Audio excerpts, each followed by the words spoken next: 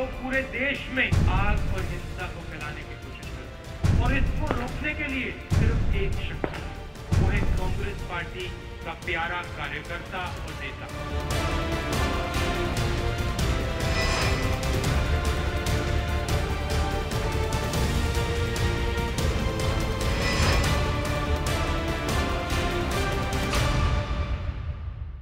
Hi there, good evening. Welcome to our Saturday night special.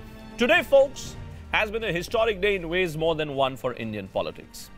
Just 2 days before counting of votes in Gujarat takes place, and while the entire country is debating whether exit polls predicting a clear victory for BJP in Gujarat can still somehow go horribly wrong, and at a time when the Congress party is struggling for opportunities to celebrate, today, this Saturday, the Congress certainly has created a window for itself to celebrate somehow. A party which hasn't had too many good seasons for itself has convinced itself already that it has run a good campaign in Gujarat and is set to win in the state.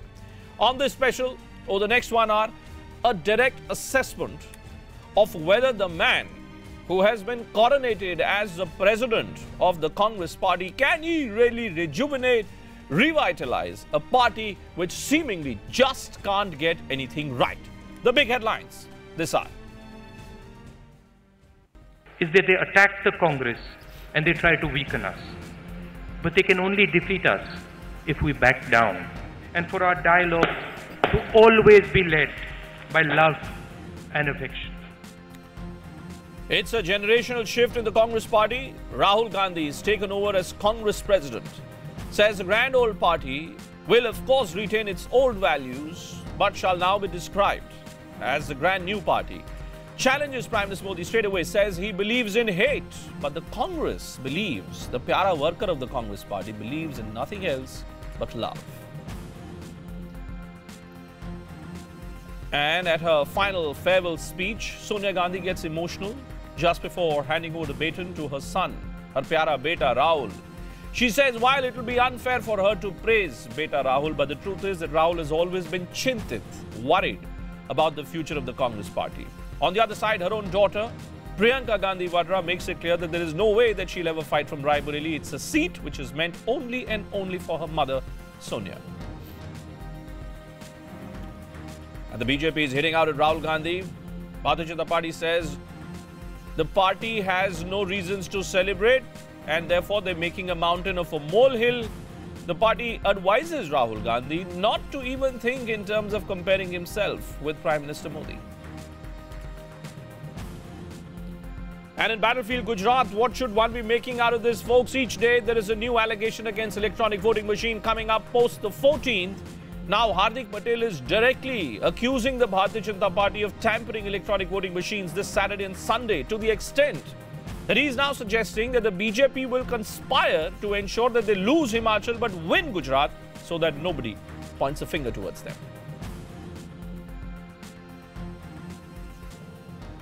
So those are the big headlines on a day when certainly there has been another milestone which has been achieved in India's politics. Rahul Gandhi has now made it as the next president of the Congress party. In his first official speech since taking over as the chief of the Congress party, he used that as an opportunity to launch another attack against the BJP government.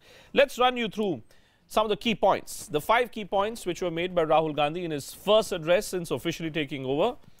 He says the BJP has taken India down the medieval path where people are being butchered for what they eat. He says the BJP is preaching hatred. We believe in preaching love. We must challenge those who control machinery of fear. Politics is being used to crush and not to uplift people. He says the BJP and RSS guys speak about themselves, whereas the Congress party workers, and he used that word, pyare Congress karyakarta, they speak about the others.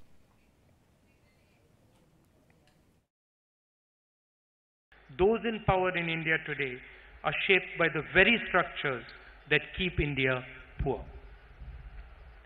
The Congress took India into the 21st century, while the Prime Minister today is taking us backwards to a medieval past where people are butchered because of who they are, beaten for what they believe, and killed for what they eat.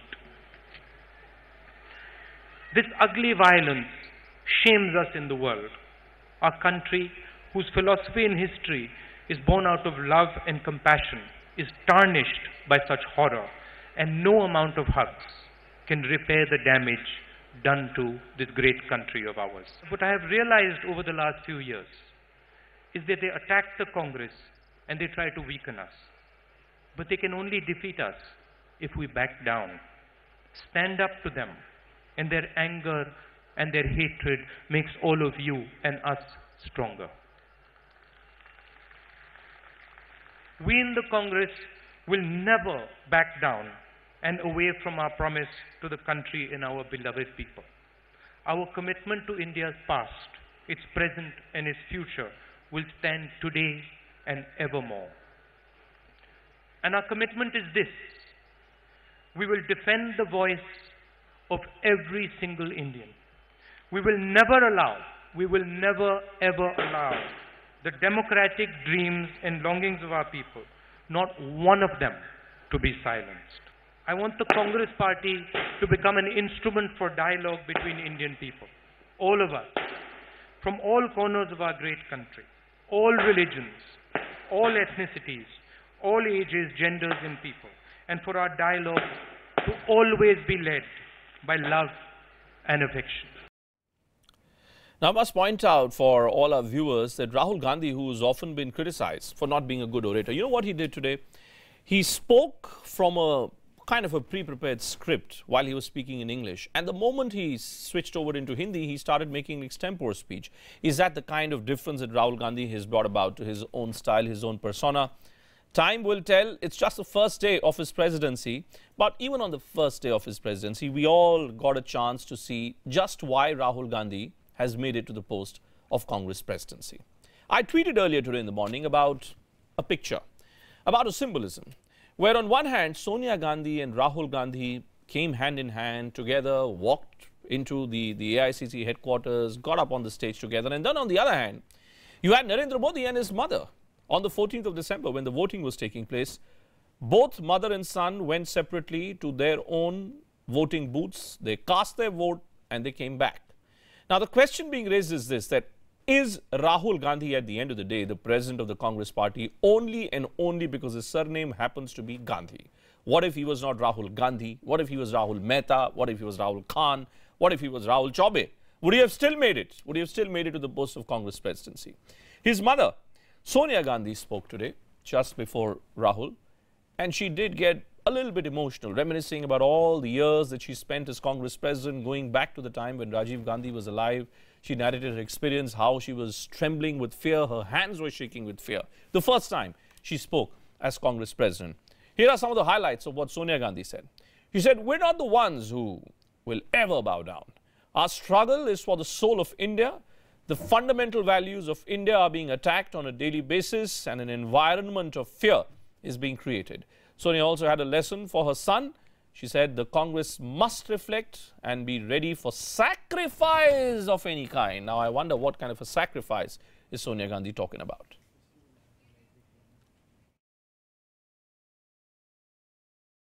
Bharat एक युवा देश है। मुझे पूरी आशा है कि एक नवीन और युवा नेतृत्व के आगमन हमारी पार्टी में एक नया जोश आएगा, जिसके द्वारा असली परिवर्तन हो सके। आपने इस नेतृत्व के लिए राहुल को चुने हैं। मैं इतना जरूर कहूंगी कि बचपन से ही उसने हिंसा का अपार दुख झेला था, लेकिन राजनीति में आने पर उसने एक ऐसे भयंकर व्यक्तिगत हमले का सामना किया जिसने उसको और भी निडर और मजबूत दिल का इंसान बनाया है। Now, that's how Sonia and Rahul spoke about each other. But beyond showering each other with praises, there is the tough political world where the Congress party's opponent is that electoral winning machinery, the election winning machinery of Narendra Modi and Amit Shah. Let's list out some of the critical challenges for Rahul Gandhi as he starts off as a Congress president. Challenge number one. He needs to strengthen the Congress organization at the grassroots level, whether it's Uttar Pradesh, whether it's Madhya Pradesh, even in Gujarat, the Congress has been struggling because it does not have a grassroots organization. He needs to build a successful narrative to counter Narendra Modi's economy-led Hindutva model. It's a very, very clever political model which has been crafted by the BJP, which very swiftly, deftly moves from nationalism to economy, to Vikas all the time, as we just saw in Gujarat. He needs to shed the Congress's minority appeasement approach by converting himself into a Janeudhari Pandit Rahul Gandhi. Is that the way forward for the Congress party to reassert its Hindutva identity? To build coalitions with regional parties, he needs to figure out between the DMK versus the AIADMK, between the SP and the BSP, between the RJD. He needs to figure out how to take all these various regional forces, Mamata Banerjee, all these people need to come together and they need to accept Rahul Gandhi as the leader of the opposition. Finally, he needs to make himself more accessible to his party workers and to the nation. No more holidays, no more introspection tours, no more disappearing for parliament, no more New Year's Eve breaks. Where will Rahul Gandhi be this New Year's? I think will also determine whether we're now really seeing the birth of a new Rahul Gandhi or not. Let's raise the big blunt question, just on the basis of all these challenges and dilemmas that we put up. Has Rahul Gandhi, in course of this Gujarat election campaign, successfully managed to repackage himself as a serious politician? Special panel joining us to answer that question tonight. Country's #1 journalist on the Congress beat, someone who's been tracking the rise and the fall of Rahul Gandhi, and Sonia Gandhi Pallavi Ghosh, my dear colleague. She'll be with me here with us in our studios. Patrick French, well-known writer and historian. Our resident commentator Veer Sanghvi is live with us as well. Sushmita Dev, spokesperson of the Congress party, will be with us as well in a short while. But just at the top of the program, I want to go to Sachin Pilot, former Union Minister, one of the young Turks. Thanks very much, Sachin, for joining us. I thought that rather than getting into some kind of a political slanging match with you, it'll be good just to put all these questions to you straight up at the front, Sachin. Where do you stand on that basic criticism of Rahul Gandhi that he's not a serious politician, that he doesn't have the fire in him like an Amit Shah? Because now comparison will be made between Amit Shah on one hand and Rahul Gandhi on the other. I think time will tell. Today is a day that's important for us in the Congress party. After 19 years of Mrs. Gandhi being a Congress president, you, Bhupendra, in your introduction called this a coronation. I beg to differ. This has actually been an election process that has been transparent, and the Congress party workers across India have unanimously, out of choice, elected him as Congress president. Now, on the flip side, the BJP, who decides who will be the president? Is there election? Who are the voters? Who contests? And who are the candidates? We don't know. It's very opaque. You can criticize all that you want about the process, but it has been unanimous. There have been earlier elections for the Congress president's post. It's not for the first time that there has been elections. Secondly, Mr. Gandhi becoming Congress president is something that's internal to us. I think it's creating a lot of ripples in the BJP, a lot of reactions coming in. The Gujarat election campaign, to my mind, really showed the nervousness in the BJP camp, because every time Mr. Gandhi said something, 1.5 dozen ministers would come down and attack him or respond to his comments. If all that we say is so relevant, then why all the, the wrinkles on the foreheads of so many Good point you make, Sachin. Can I counter that? Can I counter that? Because that's exactly the point. Let me just finish. Yeah, okay. Let me just finish. Yeah, sure. The other point you said, Mr. Gandhi became Member of Parliament in 2004. In the last decade and a half, all of us have grown into our roles.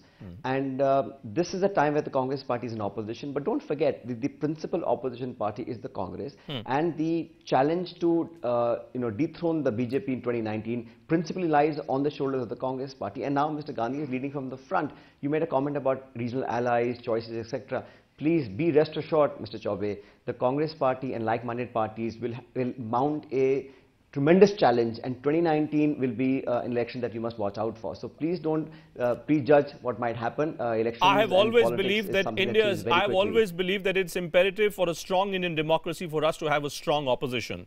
So I'm completely with you in all the on the optimistic side that you make, Sachin. But my point is the first point that you make, and I think that is the fundamental point. You say that Rahul Gandhi has a very firm grip on what's happening within the Congress party. You say it's not a coronation. But you look at Amit Shah on one hand and you look at Rahul Gandhi on the other. You say that every time Rahul Gandhi said something, there were 12 ministers who would pounce on him. You know what, Sachin? It's not as if that the BJP spokesperson says it's not a sign of nervousness. The BJP's basic narrative is they will throw everything behind every election, whether it's a Rajya Sabha election, Lok Sabha election, Students' University election, whatever election. Do you think there is a fundamental difference in the hunger to succeed? Amit Shah wants to succeed election after election. Amit Shah wants the people of this country to believe that Gandhi family is corrupt family number one. That's what Amit Shah wants the people of this country to believe. Do you have an answer to that? No. Yes, please draw a distinction. We are all in politics to serve the people. There should be healthy competition. Me and the BJP are competitors to serve the nation in a better way. Are we enemies? Do we cross all the Lakshman Rekhas? Do we undermine? There is no Lakshman Rekha for the BJP. Use the government. There is no Lakshman Rekha for the BJP. The BJP believes Gandhi family is corrupt family number one. I'm being very blunt with you. They can say, see, throwing allegations and falsehood will not take away from your incompetencies as a government. To my mind, if the BJP is going to throw all the things, whether it's undermining institutions, using the governor house to break governments, to bribing people, to horse trading, to using all sorts of tactics, that won't last forever. There will be a pushback from not just the Congress party, but the entire democratic spirit of this country. You can fight and win elections, but do it on values, on issues, and principles. You cannot throw, when you say throw everything in together, it means that you have no morality, you have no sense of right and wrong, and you're using all the means at your disposal to make sure that you denounce and defame and then, signal out people and individuals. You have to have certain standards in public life. People are watching every action of ours, every word we speak, everything we do. Believe me, the election campaign in Gujarat was marked by issues of challenging Rahul Gandhi's religion, talking about Pakistan, Afghanistan, Hafiz Saeed, which have no relevance to Gujarat elections. So these things, results will be what they are, and I think we'll do really well in Gujarat also. Yeah, but sure. It also outlines that the moral compass in the BJP is absolutely missing. Moral compass in the BJP may be missing, but the electoral compass for the BJP is completely working. And it's working like we've not seen in a long, long time. While my point, I'm not going by the exit polls, and I am with you that let's wait for Monday for the EVM boxes to be opened up. But what about the other fundamental challenge which I've raised before Rahul Gandhi, Sachin? Are you all not as young Turks of the Congress party? You have an election to fight next year in Rajasthan. This association of the Congress party with the minorities, that the Congress party is soft on minorities, it's a pro-Muslim party, it's an anti-Hindu party. Do you believe in Gujarat, when Rahul Gandhi attempted to position himself as his Janeudhari Hindu, as his Janeudhari Brahmin, was that an attempt somehow to clarify the Congress's position on religiosity and faith? Let me be very clear. The Congress party's values are not embedded in the perception that our opposition wants to create. It's embedded in the constitution of our country. We believe in a secular democracy. We believe everyone is equal. If there are excesses on either side, and I for one will denounce anybody, whether it's Hindu, Christian, Muslim, Jain, you cannot use religion to do politics. You are in government and your shoulders should responsibly carry on that job of serving the people. The Congress party for 130 years, it has had its ups and downs. We've won, we've lost, we've been in power, we've been in opposition, but we've never compromised with the core values that we believe in. Which is what? The BJP, on the other hand, is compromising. What is the core value? What's the core value of the Congress? What's the core value of the Congress party? Because the three quick points. One, the Congress party believes that every citizen is equal. There are no biases. We are a truly secular republic. We believe everyone should be a stakeholder. There should be equity in everything we do. You gave 6 tickets to Muslims in Gujarat. You gave 6 tickets to Muslims in Gujarat. Yes. Your leader calls himself a Janeudhari Hindu. Your leader calls himself as Pandit. You don't allow any Muslim to be anywhere near sneezing distance of Rahul Gandhi through this election campaign. And you want the people of this country to believe that you're still championing the cause of secularism. So sadly mistaken. I was in Gujarat. I saw what was going on, Sachin. Please do not use the word in a political sense. Why? We gave tickets to anybody who could have won. Why? Because we believe those 6, 7, whatever we gave tickets were people who were candidates. Was that symbolism? Was that winnability or was that symbolism? Was that winnability? Not at all. It's practical. Look at BJP symbolism. They signal out communities and deny them tickets, whether it's Uttar Pradesh or Gujarat. They're very blatant about it. BJP is clear. They don't make any bones about it. That's what I'm trying to say. I'm sorry. So are you being exposed as a hypocrite? This country has to have some values. But are you being exposed as a party which is using religion purely as a political tool? Then it works for you in Gujarat, so you'll become a Janeudhari Hindu. God. How do I know what will work for you in Rajasthan? It's the other way around. How do I know what will work for you in Madhya It's the other way around.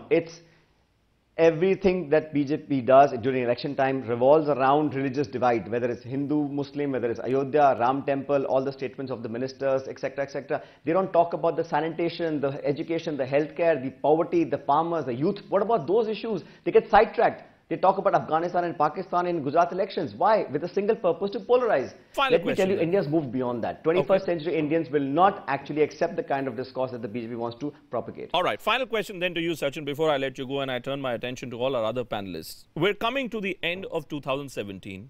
Gujarat election, at the end of the day, is also an election. Someone will lose, someone will win. Keep that aside. Post 18th of December, post Monday, irrespective of what the result is, what is Rahul Gandhi really going to do? What is a fundamental challenge for him?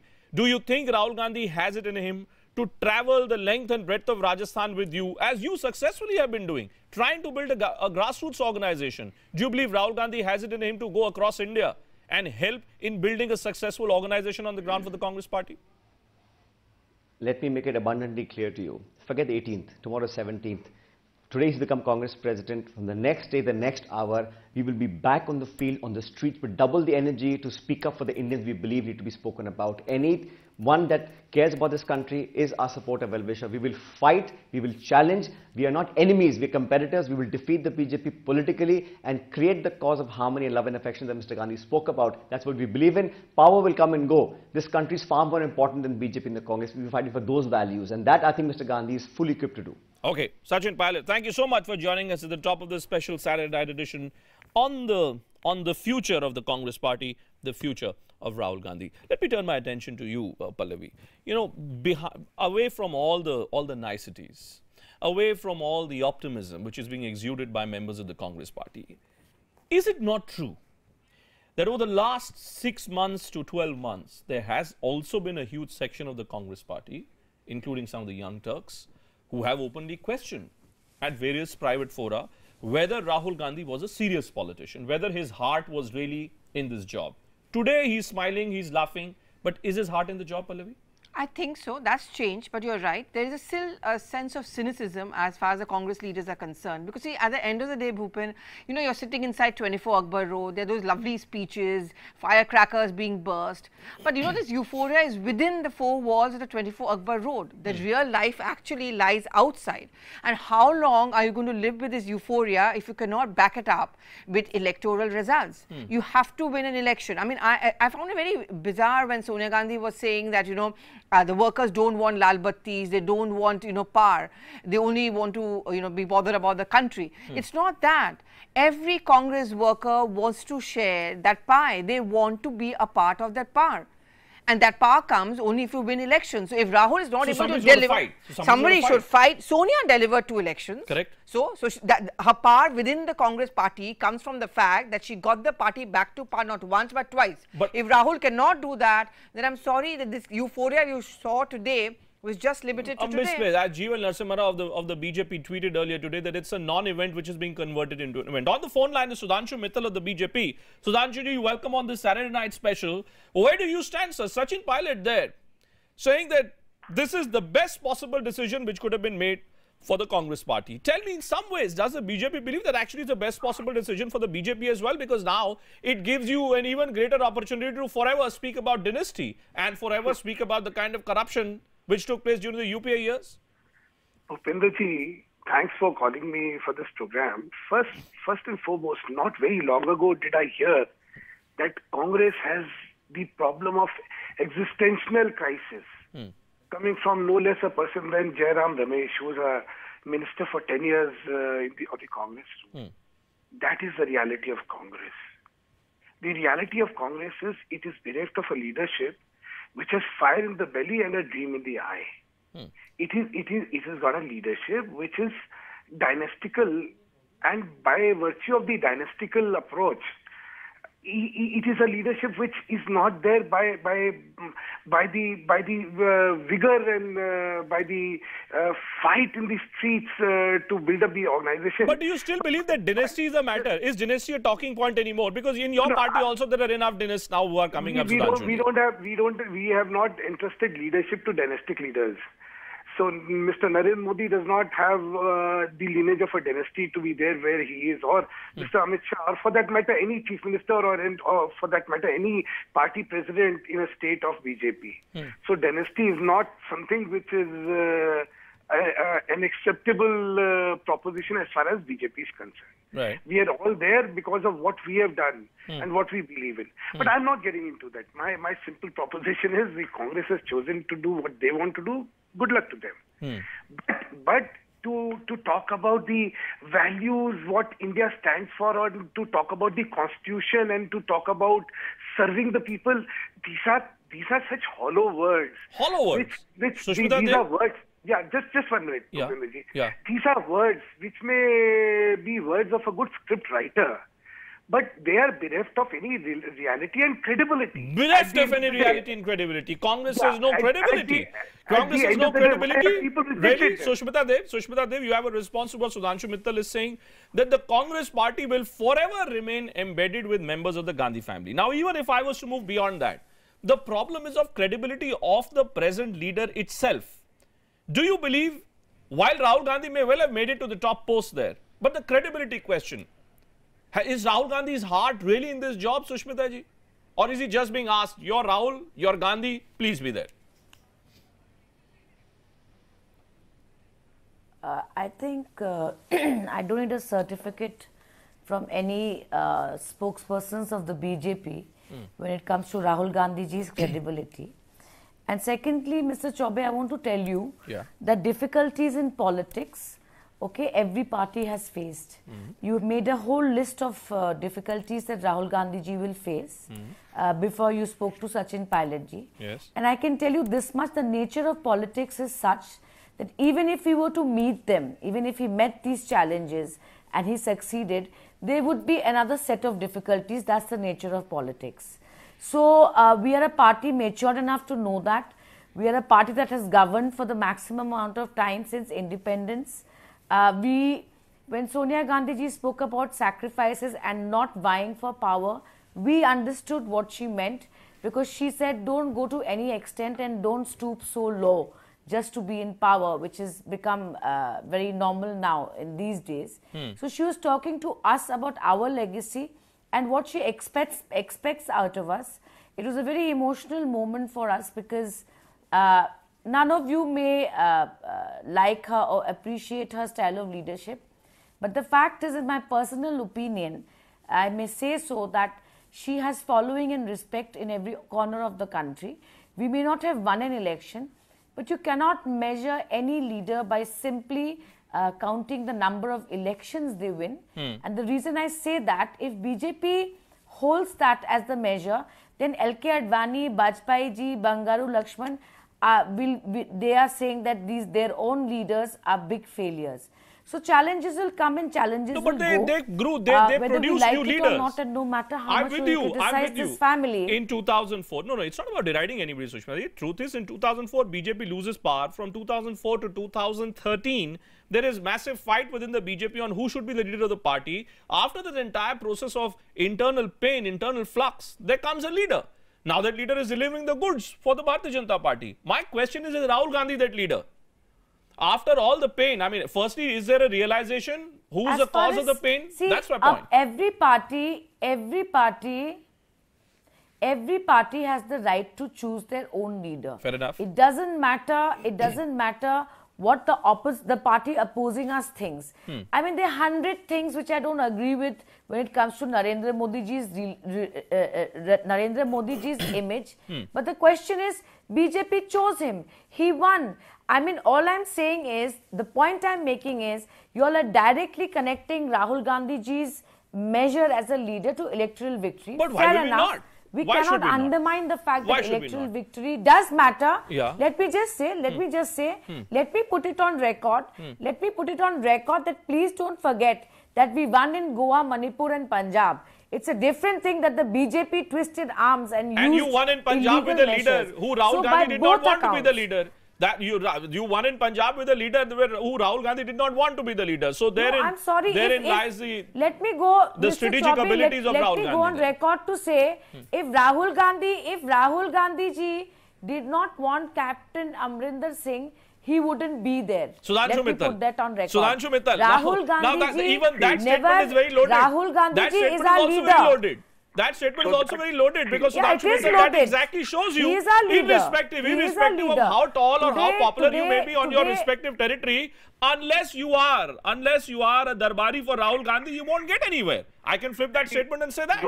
Yeah, Bhupendra, you know, there are two kinds of leadership. One leadership which emits out of parakram and porush, and there is one which comes out of parikrama. Congress has got used to the politics out of parikrama rather than parakram. So any parakrami is at the mercy because he is not a parikramavadi. Now that is exactly what she is endorsing. So it is if I have the smile of my of the throne, then I am there. If the throne doesn't smile, then I'm not there. You know, my work, my following, my hard work, my acceptability is of no consequence.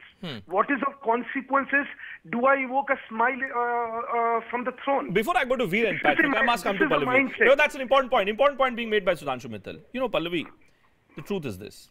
The Congress party maybe requires a new style of leadership. Congress party requires new faces. Now, are these new faces going to be chosen on the basis of merit or, as Sudhanshu Mittal says, on the basis of parikrama? No, I think new faces are already there. We have two of them on our show already, Sachin Pilot and Sushmita Dev. She's the president of the Mahila Congress, handpicked again both by Sonia and more importantly by Rahul Gandhi. I mean, you know, we find faults in the Congress, but the fact is that they've also put up new faces. You should have seen it. I saw it there today at the Congress headquarters. The front rows were occupied by the new faces. Ajay Kumar of Jharkhand in charge. There was Gaurav Gogoi. There was Sachin Pilot. There was Jitin Prasad, RPN, Sushmita. These is going to be Team Rahul. Again, the criticism will be that all the names that you have mentioned, majority dynasties. Majority of them dynasts. Yeah, I mean, that's one way of arguing it. That's one way of arguing it. But we were talking about new team in place. Majority of what Pallavi was saying. But you know, let's take this debate forward. Patrick French, one of the fundamental things that we observed this Gujarat election campaign was a very clear attempt made by the Congress party to get its religious moorings right. And Veer Sanghvi on an earlier program of ours said that this is a debate between Hinduism and Hindutva. Now, do you believe that in 2017, Patrick, do you believe in 2017, can the Congress still settle that debate? Is it a party which is leaning towards Hinduism? Is it a party which is leaning towards Hindutva, which has become this BJP brand of Hindutva? Well, I think what a political leader does in a particular state election campaign isn't the point. Since his rise today, his appointment today, it was very clear that he was talking about this sort of highly differentiated idea of politics, a democratic dream, the idea that everybody, regardless of their background, was incorporated into the Congress party vision. It was a very liberal, collaborative, and in some ways a very traditional Congress message. And he also brought up this idea of love. He used the word love. So I think it was a kind of significant positioning. And in a way, you know, the strange thing about Rahul Gandhi is that he's been in public life for a decade now, but his position, his leadership has remained comparatively opaque. He's not somebody who takes advice easily. He's not somebody who wants to be told what to do. He is very much on his own terms decided that he wants to become Congress president. And the fact is that all of the people to become Congress president? Patrick, you're saying I mean, it's his choice. He decides he wants to be the Congress president and he becomes a Congress president. Is that your reading of this? Well, let's look back to 2009 and this enormous pressure that he should take the position then. And he didn't do it. And you had this opaque situation where it was very unclear exactly how he was making his decisions, but he's not somebody who will be pushed into taking a particular line if he doesn't want to. And I think that inevitably becoming Congress president now will create some kind of bounce for him and for Congress as he's forced to define his positions on a whole range of political issues. Veer, the one point which comes to my mind, Veer, as I listen to all these different narratives being put out about Rahul Gandhi is this. Do we know Rahul Gandhi? Is it that actually we don't know who the real Rahul Gandhi is? Is it that only now is the next chapter of Rahul Gandhi's life now playing before us? Only now, Veer? I think you're right, Bhupen. I think one of the problems Rahul Gandhi faces is, I think Patrick used the term opaque, I think that's the accurate word. He's been very opaque. We really don't know what the real Rahul Gandhi is. We saw him at American universities recently on television, and he was quite impressive then. On the other hand, we saw him in that terrible interview with Ornov, which was like watching a car crash in slow motion. And I think that's, for many people's opinions of Rahul Gandhi were formed by that interview. But after that, Rahul, I don't think he's exposed himself enough, hasn't talked enough, people don't know what he's like. As Patrick says, today was quite a significant positioning statement. He's positioning the Congress, as his father did, as a party of the 21st century, the party that goes forward. He's portraying the BJP, perhaps unfairly, as a medieval party, a party that survives on medieval grudges, on medieval loyalties, on medieval issues like Mandir, while talking at the same time of technology, but hoping on the whole that old hatreds and old mistrust will keep it in power. It's an interesting positioning statement, and I'm glad he said it, because at least we have some idea now where he stands. So we have some idea where he stands. But let's move forward. As we move forward... Can I make one more historic... Yeah, sure. Patrick, you wanted to come in. Yes, sure, Patrick, go ahead. Yeah, I just wanted to say that, well, you know, we have to look at what he's coming out of. He's coming out of the fact that his mother, Sonia Gandhi, has been Congress president for 19 years. Now, in the history of the Congress party, that is a truly extraordinary length of time, almost 2 decades. If you go back, I think 99 years, you get Motilal Nehru becoming Congress president, and all the way through you get rotation of political leaders, whether it's Patel, whether it's Nehru, whether it's Indira Gandhi and people who are part of her world, whether it was Kamaraj, people like this. The party is now Sonia Gandhi's creation. And I think as Rahul Gandhi moves into this new position, that gives him a degree of power which perhaps could not have been anticipated. The Young Turks, as you call them, although many of them are moving towards middle age now, had the option of moving against the family after 2014 and the election loss. None of them did. They may have complained, they may have spoken badly about the Gandhi family or about Rahul Gandhi, but the fact is none of them moved against him. And so that, to an extent, secures his position now. I think once a member of a Gandhi family decides that he is now firmly in saddle, and that decision has been taken, and I can't think of too many people right now, at least, who knows what will happen. Just a few weeks back, there was Jairam Ramesh, who was speaking out. There was Sandeep Dikshits of the world who were all speaking out. And there have been constant murmurs against Rahul Gandhi's style of leadership. But Veer, before I take a break... But they've been murmurs. They've been no more than murmurs. Yeah, I want to know whether these murmurs will grow. But Veer, before I take my break, since the last 2 years, certainly since 2014 or the end of, let's say, 2014, there was a certain imagery around Rahul Gandhi which was created, largely fed by the BJP media machinery, that Rahul Gandhi was this non-serious politician. WhatsApp jokes, videos. Do you believe this Gujarat election campaign, has he shed that baggage of someone who was forever being derided? Has he moved beyond that stage, according to you, Veer? I think he has, Bhupen, but it's only a beginning. I've heard people who were deriding Mr. Pappu or saying he's a joker and when is he off on his next holiday, now saying, hey, this is a different Rahul, he's much more serious about his campaigning, he's impressive. We see him as a leader, but one election campaign isn't enough, particularly as I expect, he's going to lose this election because this is Mr. Modi's home state. Okay. All he can hope to do is use Gujarat as a springboard for people to see a new kind of Rahul and take that image into Rajasthan, into Madhya Pradesh, where he has a greater chance of winning. All right, let's step into a short break here. On the other side, if Veer Zangvi says that this election is something which is not Rahul's election, and it is with Narendra Modi, and that's a viewpoint which we have held for a long time. I've held for a long time, for the last 2 weeks, that this was not the Congress party's election. How will post-Monday, if indeed the Congress loses this election, all this optimism and all these fairy tale stories which have been created around members of the Gandhi family, where will all these fairy tale stories go?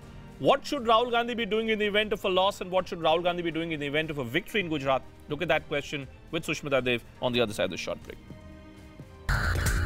India's fastest election analytics center, fastest election data stream, visualize vote arithmetical matrix, fastest geotag trends algorithm, experience the election gauge, demographic impact maps, connect 2017 election big data with past result patterns, track the key performance indicators, the regional swing drifts, the caste factor, the rural-urban divide.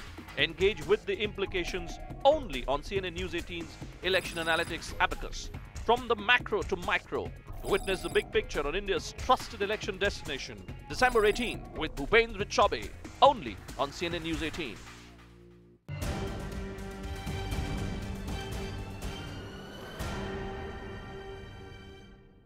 Welcome back to our special Saturday night coverage where we're looking at the challenges for Rahul Gandhi on a day when Rahul Gandhi officially has been coronated.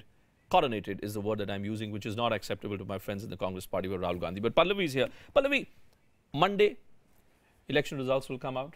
And typically, as I've been reminding my viewers, by 9:40, 9:45 on CNN News 18, this will be the first place where you'll get to hear what's happening to Gujarat and Himachal elections.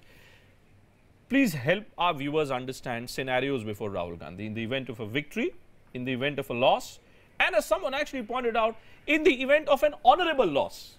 Yeah. Whatever the definition of an honorable loss is, because in elections, according to me, there's a winner and there's a loser. Yes, but you know, if it's a victory, then of course there's no stopping him.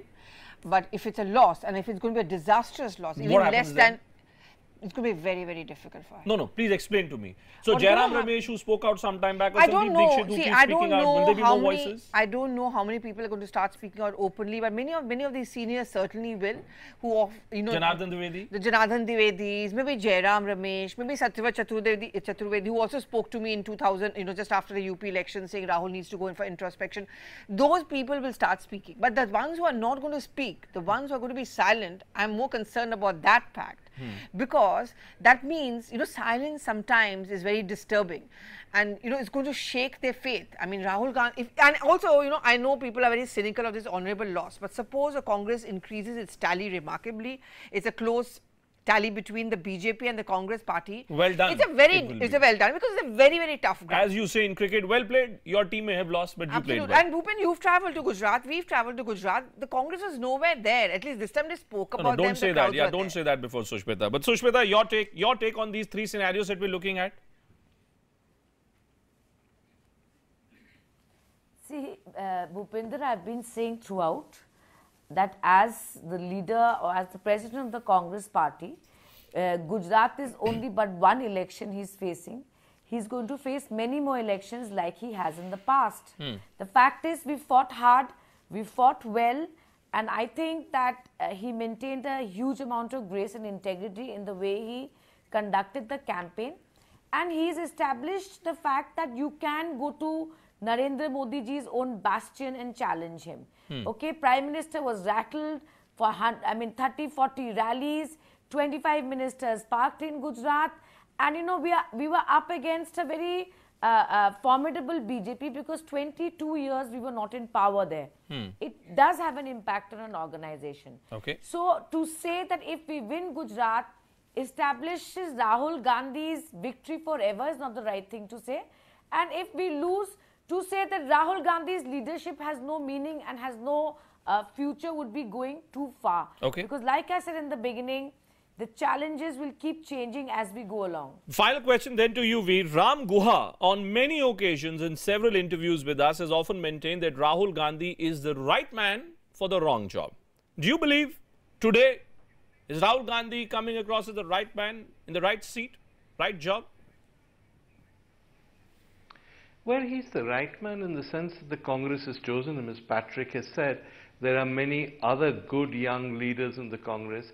Any of them could have chosen to challenge him, as Jitendra Prasad chose to challenge Sonia Gandhi, or the way in which Sharad Pawar tried to topple Sonia Gandhi before having to start his own party.